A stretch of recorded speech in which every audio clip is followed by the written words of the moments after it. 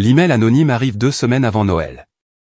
Je jette un coup d'œil à mon téléphone alors qu'il vibre contre le stratifié rayé de mon comptoir de cuisine. Expéditeur inconnu. Objet, ils se servent de toi. Mon doigt survole le bouton de suppression, probablement juste un spam, mais quelque chose me retient. Appeler ça l'instinct. Appeler ça 32 ans à attendre que le couperet tombe. Je l'ouvre. Pas de message. Juste une seule pièce jointe vidéo. Je clique sur lecture. L'écran se remplit du salon de mes parents, la maison dont je paie encore le prêt immobilier. L'angle de la caméra est légèrement de travers, comme si quelqu'un enregistrait discrètement. Mon père, Gérard, est avachi dans son fauteuil en cuir, celui que je lui ai acheté pour la dernière fête des pères. Ma mère, Martine, est perchée sur la coudoir du canapé, un verre de vin pendant entre ses doigts manucurés. Et il y a mon frère, Corentin, affalé sur le canapé comme si c'était le sien, bien qu'à 25 ans, il n'ait jamais rien payé de sa vie. Il rit. Pas les petits rires polis qu'il m'offre pour mes blagues lors de nos dîners hebdomadaires, mais un rire franc, sans retenue. Elle est si pratique, se moque ma mère, faisant rouler le mot « pratique » dans sa bouche comme s'il était amer. Elle a vraiment l'intention de nous faire manger sa dinde sèche le soir de Noël. Corentin éclate de rire, manquant de renverser son vin. Sérieusement, elle n'a aucun goût. Il fait un geste large vers la pièce. Vous vous souvenez de cette horrible peinture qu'elle a achetée pour l'entrée? Mon Dieu! Mon estomac se noue. Cette peinture a coûté 280 €, de l'argent que j'avais économisé pour un nouveau manteau d'hiver. Papa lève son verre, sa voix baissant à un ton de conspirateur. Un toast à la prime d'Amélie. J'ai hâte d'être à Chamonix. Chamonix?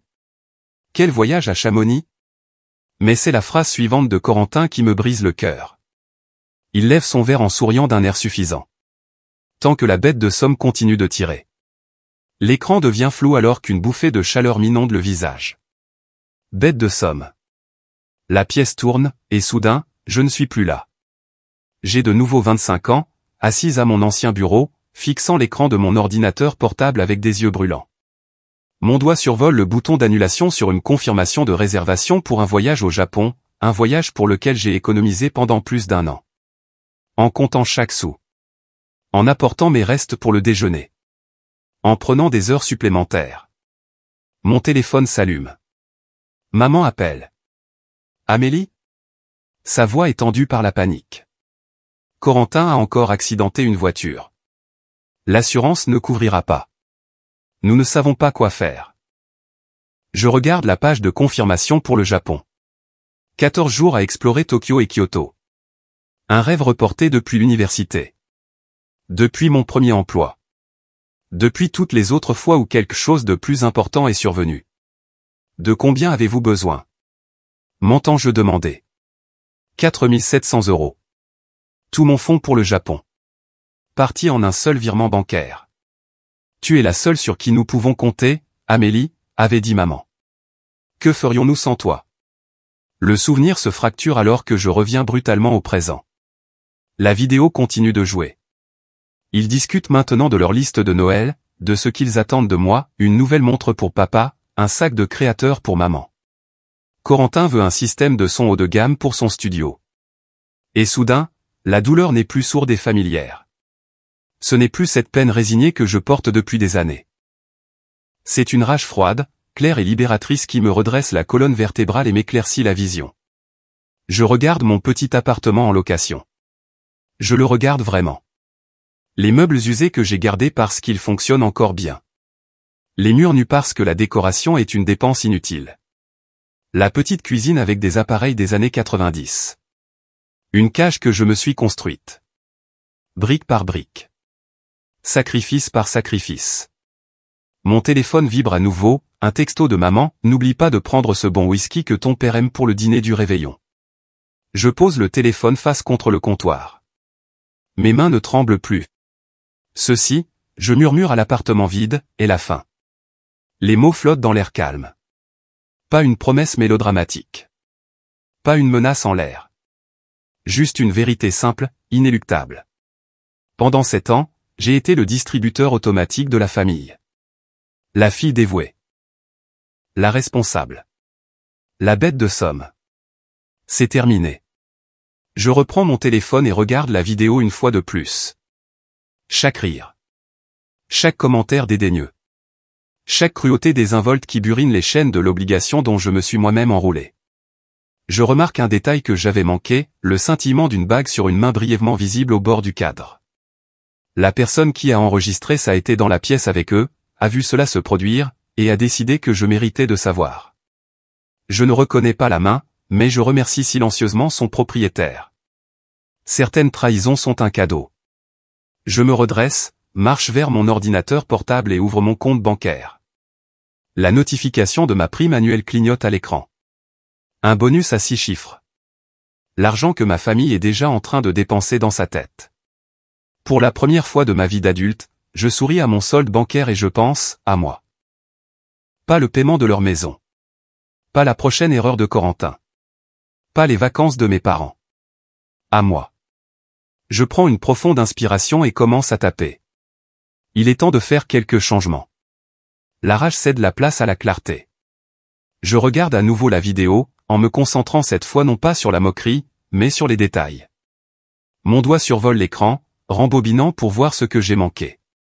Là.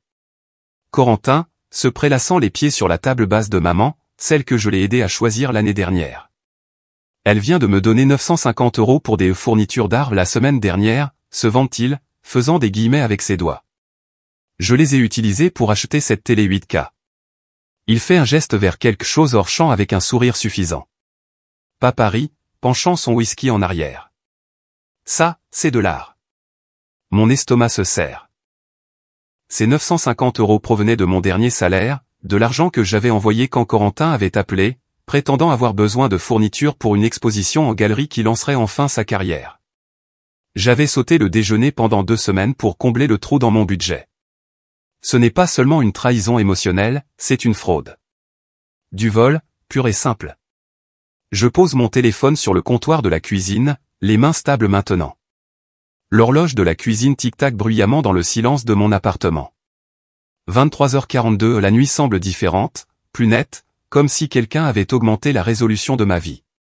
Le visage de maman envahit mon esprit, non pas la femme cruelle au visage rougi par le vin de la vidéo, mais la mère en larmes et suppliante qui avait appelé le mois dernier à propos des soins dentaires d'urgence de Gérard. 1900 €. L'assurance ne couvrira pas, Amélie. Tu sais que ton père est trop fier pour demander. J'avais transféré l'argent immédiatement. Sans poser de questions. Maintenant, je comprends. Il y a 2 antagonistes ici, pas un seul.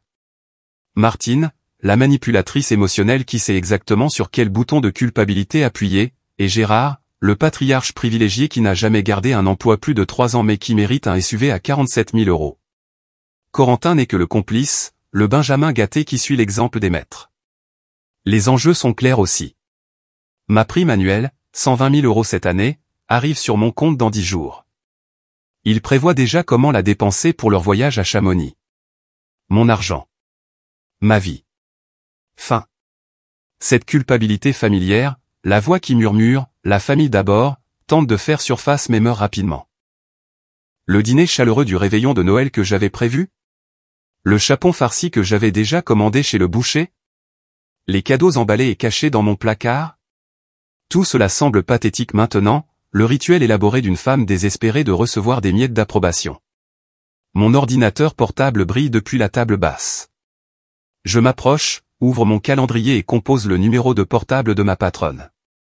Il est tard, mais Diane répond toujours. Amélie? Tout va bien? Sa voix est alerte malgré l'heure.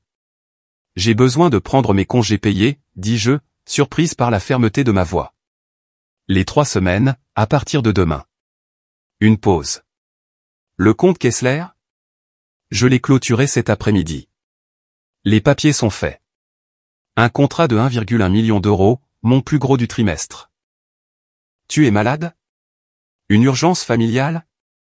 L'inquiétude dans sa voix me fait presque rire. J'ai juste besoin de temps, lui dis-je. Je serai de retour pour la réunion trimestrielle. D'accord alors, dit-elle lentement.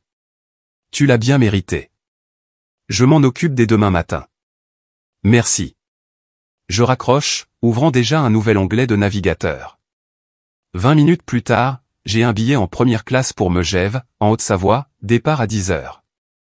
Le chalet du Mont d'Arbois confirme ma réservation quelques instants après, une suite avec vue sur le Mont Blanc et une piscine à débordement chauffée.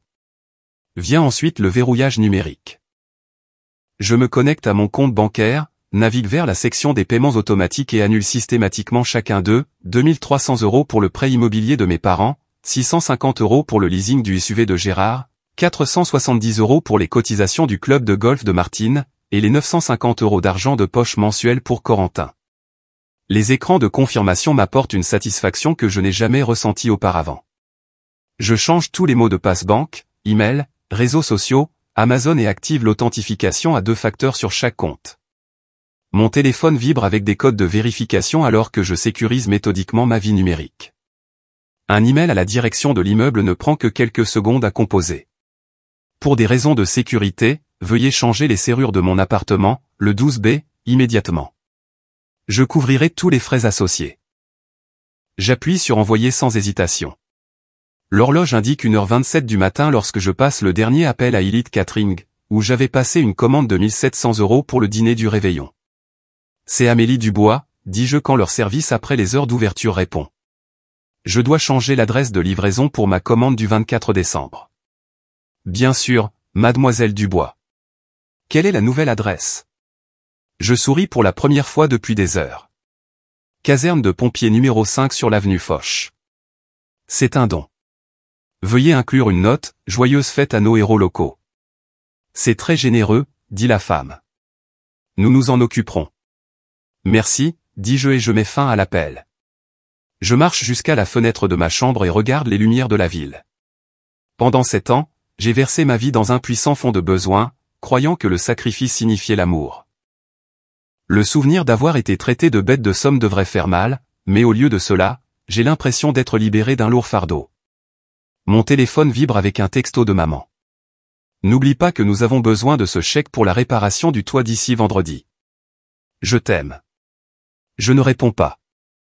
Au lieu de cela, je mets mon téléphone en silencieux, le pose sur la table de chevet et commence à faire ma valise pour la Haute-Savoie. Le matin, je serai parti. Le premier vol de ma vie qui ne soit ni pour le travail ni pour une obligation familiale juste pour moi. Ma famille découvrira ce qui se passe lorsque la bête de somme se libère, et je regarderai à des centaines de kilomètres de distance, en sirotant du champagne en première classe. Vers 7 heures du matin, je plie mon dernier pull en cachemire, celui que j'ai acheté en solde il y a 3 ans, et le glisse dans ma valise.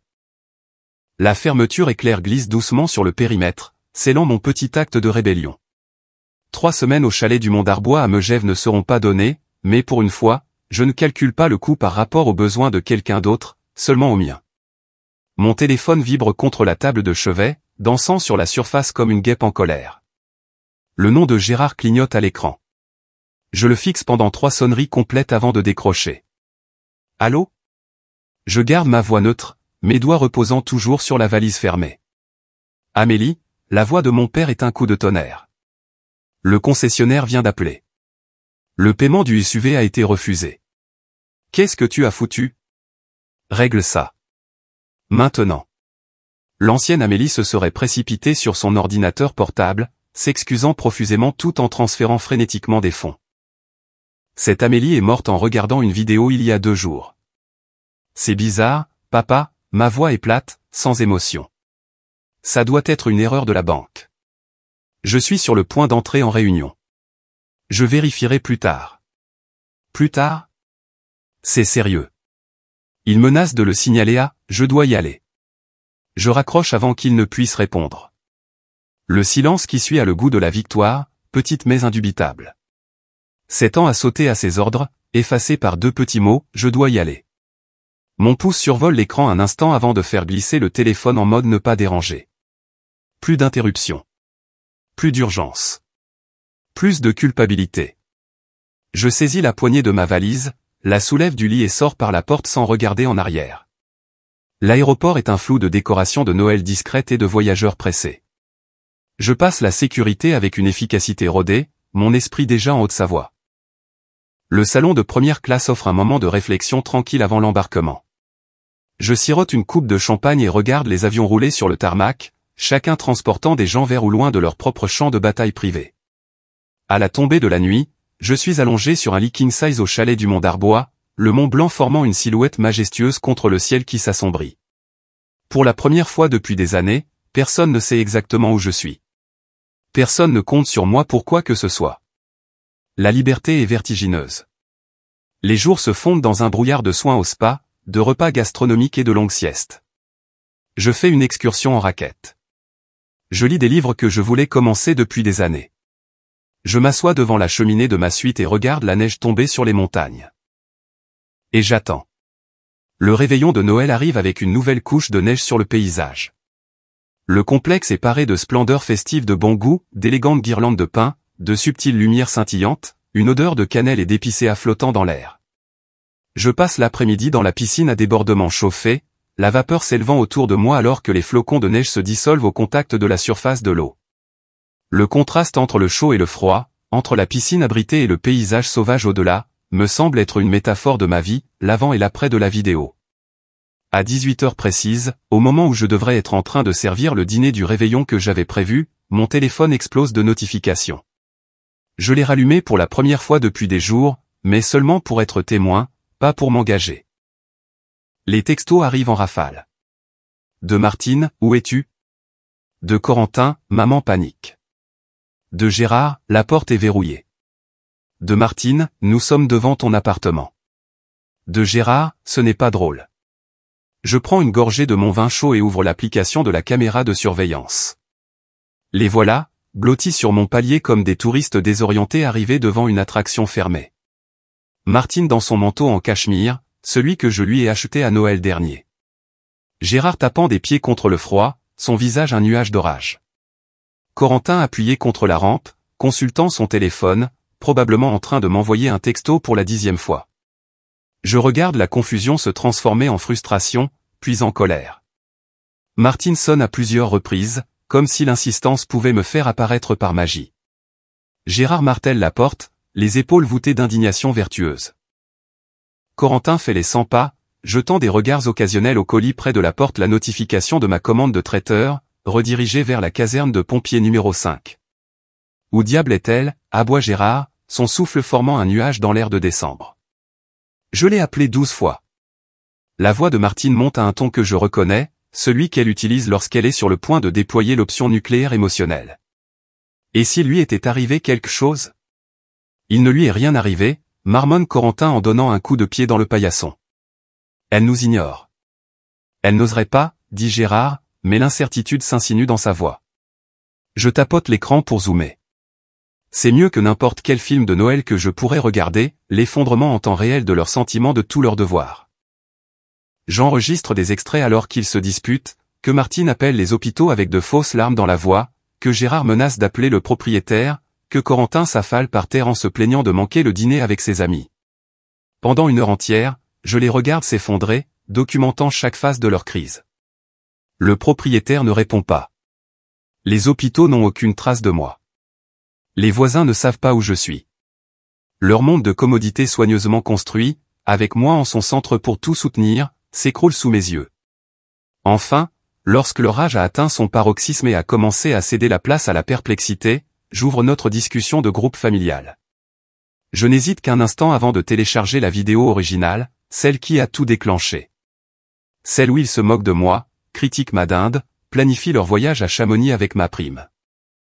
Celle où Corentin m'appelle, la bête de Somme. Je la fais suivre d'un texto, j'ai entendu dire que vous vouliez aller à Chamonix.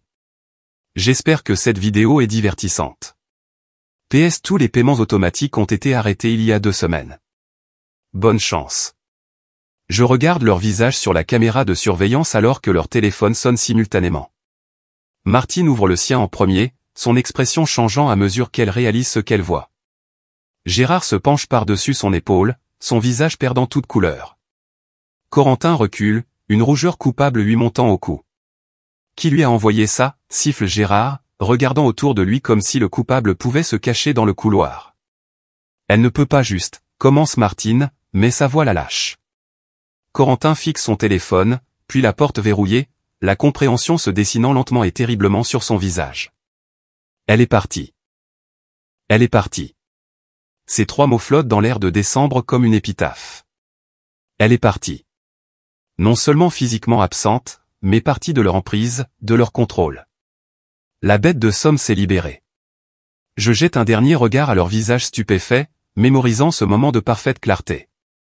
Puis j'éteins complètement mon téléphone, le pose sur la table de chevet et prends le menu du service en chambre. Pour la première fois de ma vie d'adulte, je passe Noël exactement où et comment je le veux. Et ça a le goût de la liberté. 2 jours après Noël, je suis rentré à mon appartement. 10 jours après Noël, la clé semble plus lourde dans ma paume qu'elle ne le devrait. Juste un petit morceau de métal, mais il représente tout. Sécurité. Limite. Une vie reconquise. Voilà, mademoiselle Dubois. C'est fait, dit l'agent de location en faisant glisser les papiers sur son bureau. Les serrures de votre appartement ont été complètement changées comme demandé. Je mets la nouvelle clé dans ma poche et signe où c'est indiqué. Mon téléphone vibre dans mon sac, le 44e appel manqué depuis mon retour de Haute-Savoie ce matin. Je n'ai écouté aucun message vocal ni lu aucun des textos qui se sont accumulés pendant mon absence de 3 semaines. Au lieu de cela, je les ai systématiquement supprimés, un par un, comme on arrache les mauvaises herbes d'un jardin dont on s'occupe enfin. Tout va bien, demande l'agent, remarquant ma distraction momentanée. Tout est parfait, je réponds. Et pour la première fois depuis des années, je le pense. Dehors, le dernier soleil de décembre scintille sur les pare-brises dans le parking. Froid, mais clarifiant. Les vacances m'ont donné de la distance, de la perspective. Regarder leur crise du réveillon de Noël depuis la piscine à débordement chauffée du chalet du Mont d'Arbois, c'était comme regarder des étrangers à travers une vitre, fascinant mais distant. Leur panique quand ils ont réalisé que le robinet à argent avait été fermé n'était plus mon problème. Je suis monté dans ma voiture et je suis allé au travail, où ma patronne m'a accueilli avec un simple signe de tête. Aucune question sur mes vacances soudaines, juste du respect pour mes limites, le genre de respect que j'aurais dû exiger il y a des années. Pendant 10 jours d'affilée, le téléphone reste en mode ne pas déranger. Je me concentre sur le travail, dépassant mes objectifs avant la fin du mois. Je dors mieux. Je parcours des sites de meubles, réfléchissant à ce qui pourrait bien aller dans une vraie maison un jour, pas dans l'appartement exigu que j'avais accepté comme mon lot dans la vie. Puis, exactement 2 semaines après mon retour, ils font leur premier geste calculé. Je marche vers ma voiture dans le garage souterrain quand une voix m'interpelle. Amélie ? Je me retourne pour voir tante Isabelle, la sœur de ma mère, sortir de derrière un pilier en béton. Son manteau cendreau et ses cheveux argentés parfaitement coiffés semblent déplacés sous l'éclairage fluorescent blafard. Sa présence n'est pas un accident. C'est une embuscade soigneusement orchestrée. Tante Isabelle, je garde ma voix neutre. C'est inattendu. Elle s'approche, les mains jointes sur sa poitrine, l'inquiétude gravée sur son visage resserré par la chirurgie. Oh, Amélie. Ta mère est absolument dévastée. Elle n'a pas dormi depuis des semaines. Je ne dis rien. Je reste juste là, les clés à la main. La famille s'effondre, continue Isabelle, sa voix baissant à un murmure étudié. Le SUV de ton père a été saisi. Il pourrait perdre la maison. Et Corentin, elle fait une pause dramatique, il parle de retourner vivre avec eux parce qu'il ne peut pas payer son loyer. L'ancienne moi se serait effondrée sous le poids de ce chantage affectif. L'ancienne moi se serait excusée, aurait promis de tout arranger, aurait vidé ses comptes pour apaiser leur crise fabriquée. Au lieu de cela, je regarde ma tante droit dans les yeux et je vois ce que j'ai manqué toutes ces années, le calcul derrière l'inquiétude, la manipulation sous le souci. Ce n'est pas de l'amour. C'est une négociation d'otages sophistiquée, et j'ai été la seule à payer les rançons. Amélie, Isabelle se rapproche, touchant mon bras. Tu dois être la plus intelligente. La famille, c'est tout. Tu dois arranger ça. Je retire doucement sa main de mon bras. Merci pour ton inquiétude, tante Isabelle. Je comprends que cela doit être difficile pour tout le monde. C'est une affaire privée, et elle est gérée. Ses yeux s'écarquillent. Elle s'attendait à des larmes, des excuses, des promesses d'appeler maman tout de suite. Mais j'espère que tu passeras une merveilleuse journée. Je déverrouille ma voiture, glisse à l'intérieur et ferme la porte avec un clic doux. À travers la vitre, je regarde l'expression choquée d'Isabelle alors que je m'éloigne en voiture. Elle fera son rapport à Martine, bien sûr. Ma mère décortiquera chaque mot, cherchant des faiblesses à exploiter. Mon refus de m'engager sera interprété comme un défi plutôt que comme une limite. L'attaque suivante survient 3 jours plus tard. Je suis en réunion avec notre équipe marketing quand le téléphone de mon bureau s'allume. Linda, notre réceptionniste, interrompt rarement les réunions. Je suis désolé. Le café est animé par l'énergie du milieu de matinée, mais Marina est assise parfaitement immobile en face de moi, ses doigts traçant le bord d'un latin tact. 3 mois se sont écoulés depuis le réveillon de Noël, et c'est notre première rencontre en personne, la femme qui a changé ma vie avec un seul fichier vidéo. Je ne pouvais pas rester silencieuse, explique Marina, sa voix douce mais ferme. Je me lavais les mains et je suis sorti des toilettes quand j'ai entendu ta mère dire « Amélie est la plus facile à contrôler ». Puis ils ont tous ri. Elle lève les yeux, ses yeux marron clair de conviction. J'ai été dégoûté par la cruauté, alors j'ai sorti mon téléphone et j'ai enregistré. Je hoche la tête, l'étudiant. Elle est plus jolie que Corentin ne le mérite, des yeux intelligents, une posture pleine d'assurance. Je cherche de la pitié dans son expression et n'en trouve aucune. Juste de la clarté. J'ai rompu avec lui juste après, continue-t-elle, en remuant son café sans le boire. J'ai réalisé qu'il est comme eux, un profiteur. Tu méritais de connaître la vérité. Les mots flottent entre nous, et je sens un poids se soulever que je n'avais pas réalisé être encore là. Quelqu'un d'autre l'a vu. Quelqu'un d'autre a pensé que c'était mal. La toxicité de ma famille n'était pas seulement ma perception, elle était assez réelle pour qu'une quasi-inconnue risque des ennuis pour la dénoncer. Merci, dis-je simplement. Tu as tout changé. Marina hausse une épaule. Tu l'aurais compris un jour ou l'autre. Peut-être, mais qui sait combien d'années supplémentaires j'aurais perdu. Je prends une gorgée de mon café allongé. Qu'est-ce qui t'a poussé à l'envoyer à ce moment-là? Corentin m'a demandé ce que je t'achetais pour Noël. Sa bouche se tord. Il a dit de ne pas gaspiller d'argent sur quelque chose de cher parce que tu ne le remarquerais jamais de toute façon. Il a dit que tu étais trop occupé à jouer la martyre. Mon rire nous surprend toutes les deux. Qu'est-ce que tu lui as dit, je demande.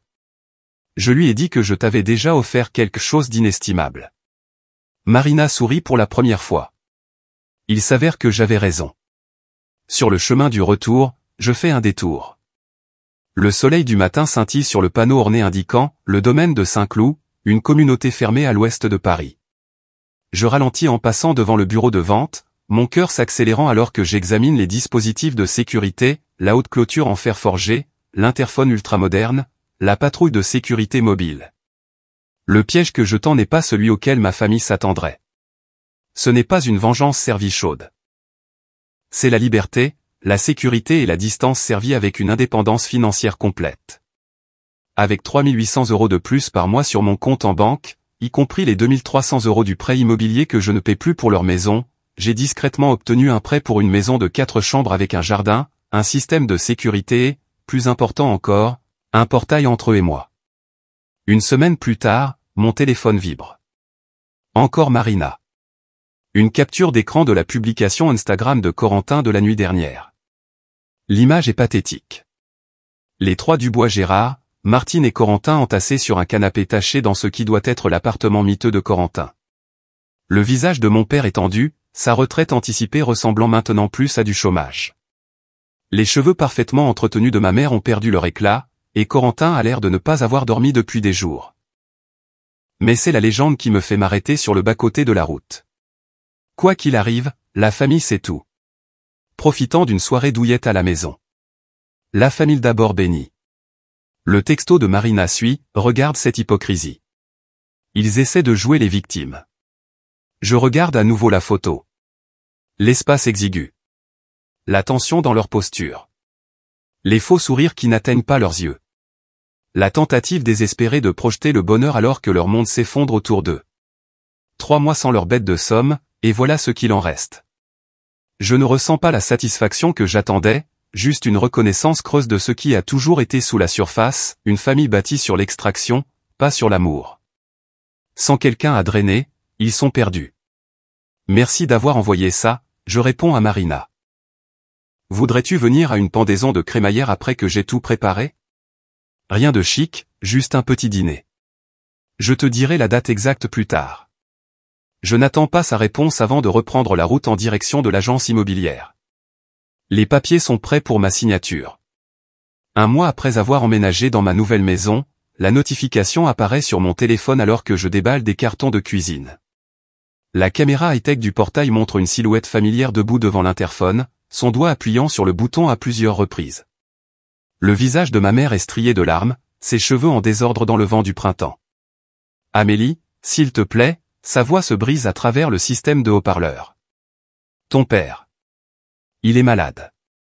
Nous avons besoin de toi. » Il y a un an, ces mots m'auraient fait courir chercher mes clés de voiture et mon chéquier. Il y a 6 mois, j'aurais ressenti une pointe de doute.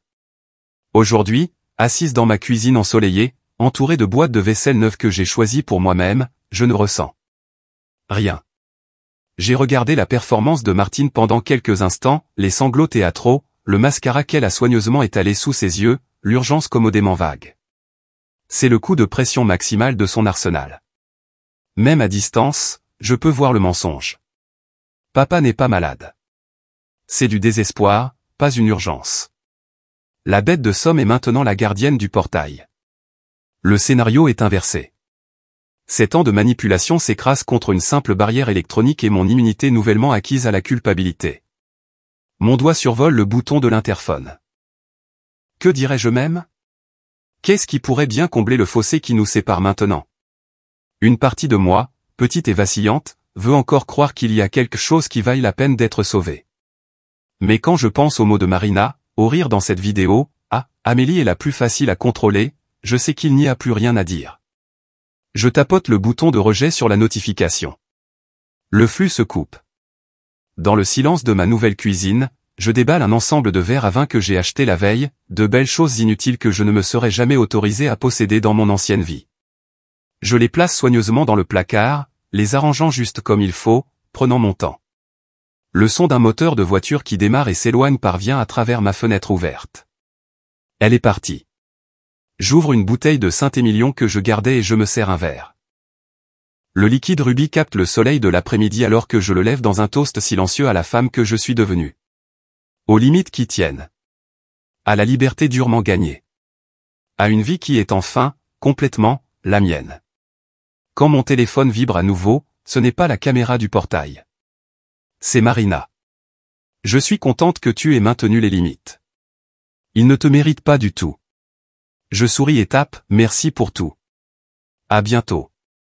Le sentiment de liberté n'a jamais été aussi bon. J'arrange le vase en mosaïque sur ma nouvelle table d'entrée, reculant pour admirer l'éclat de couleur contre les murs crème. 3 mois dans cette maison, et je découvre encore de nouveaux coins à remplir, de nouvelles façons de la faire mienne. Le vase est ridiculement cher, peu pratique, et exactement ce que je voulais. Personne n'a eu à approuver l'achat. Personne n'a demandé si un objet décoratif en valait la peine. La liberté ressemble encore à une langue étrangère que j'apprends à parler couramment. Une peinture est accrochée au-dessus de la table, des éclaboussures abstraites de cramoisi et d'or qui me rappelaient les couchers de soleil italiens. Une autre indulgence. Une autre déclaration. Mon téléphone sonne avec un rappel, réservé Japon. Je souris, traversant le salon où aucun meuble ne porte de cerne d'eau ou de taches mystérieuses. Tout ici a été choisi par moi. Pour moi. Un témoignage visible de mes nouvelles priorités. Dans mon bureau à domicile, pas un placard aménagé comme dans l'ancien appartement, mais une vraie pièce avec de hautes fenêtres et des étagères. Je m'installe dans mon fauteuil en cuir. Mon ordinateur portable attend sur le bureau, ouvert sur un site de voyage. Billet en première classe pour Tokyo. Un itinéraire d'1 mois à travers Tokyo, Kyoto et Osaka. Le voyage que j'ai annulé il y a 7 ans pour sauver Corentin. Le curseur survole le bouton d'achat. Le total me fait cligner des yeux, près du triple de ce que j'avais budgété à l'époque. Mais maintenant, il n'y a aucune hésitation, aucun calcul mental de ce que cet argent pourrait réparer d'autres, ou qui d'autre il pourrait aider. Je clique. Acheter. La confirmation apparaît, et je ne ressens rien d'autre que de la satisfaction. Pas de culpabilité. Pas de soucis. Pas de bilan imaginaire où mes besoins étaient toujours dans le rouge. La sonnette retentit, me tirant de mes pensées. À travers l'écran de la caméra de sécurité, j'aperçois Marina sur mon Porsche, tenant une bouteille de vin. Tu es officiellement la première invitée à utiliser la porte d'entrée au lieu de l'interphone du portail, je lui dis en ouvrant grand la porte. Marina rit, me tendant le vin. Moment historique. On devrait prendre une photo? Je la fais entrer, la regardant écarquiller les yeux devant l'espace. C'est magnifique, Amélie. Ça te ressemble. C'est le meilleur compliment. Je la conduis à la cuisine où le dîner attend, un repas que j'ai cuisiné parce que j'en avais envie, pas parce que je devais quoi que ce soit à qui que ce soit. Autour de pâtes et de vin, nous avons parlé de tout sauf de ma famille, non pas parce que c'est un sujet tabou, bu parce qu'ils sont sans importance. Quand Marina finit par mentionner Corentin, il a encore demandé de tes nouvelles, je constate que je peux écouter sans cette vieille torsion à l'estomac. Il finira par comprendre, dis-je en remplissant nos verres. Ou pas. Dans tous les cas, ce n'est plus mon problème. 2 semaines plus tard, je suis à mon bureau en train d'examiner les chiffres trimestriels lorsque Jeanne, notre nouvelle représentante commerciale, s'assoit sur la chaise en face de moi. Son visage a cette expression tendue et pincée que je reconnais dans mon propre miroir, il y a des années. Tout va bien? Je demande, bien que je sache déjà que non. Le gamin de ma sœur a besoin d'un appareil dentaire, soupire-t-elle. 4 700 €. Elle m'a demandé si je pouvais aider puisque je gagne tellement d'argent en maintenant. Ses doigts forment des guillemets amers en l'air. Et tu y penses, dis-je, ce n'est pas une question. C'est la famille. Et mon neveu est un bon gamin. Et je me penche en avant, la coupant. Laisse-moi te donner un conseil. Ne t'immole jamais par le feu juste pour tenir quelqu'un d'autre au chaud. Ta valeur n'est pas négociable. Ses yeux s'écarquillèrent légèrement. Fais-moi confiance, j'ajoute. J'ai été la torche humaine. Les cicatrices mettent des années à guérir. Le matin de mon vol pour le Japon, je me tenais dans ma chambre, fermant la fermeture éclair de ma valise. Tout ce dont j'ai besoin. Rien de superflu. La simplicité semble luxueuse. Je descends la valise, à travers la maison qui n'appartient qu'à moi. À la porte d'entrée, je m'arrête pour régler le système de sécurité, puis je sors sous le soleil éclatant du matin. La chaleur touche mon visage, et je souris pas le sourire crispé et complaisant que j'ai perfectionné pendant des années à donner des morceaux de moi-même, mais quelque chose de réel, et de serein. La bête de Somme a été libérée de son harnais. Le voyage est enfin le mien.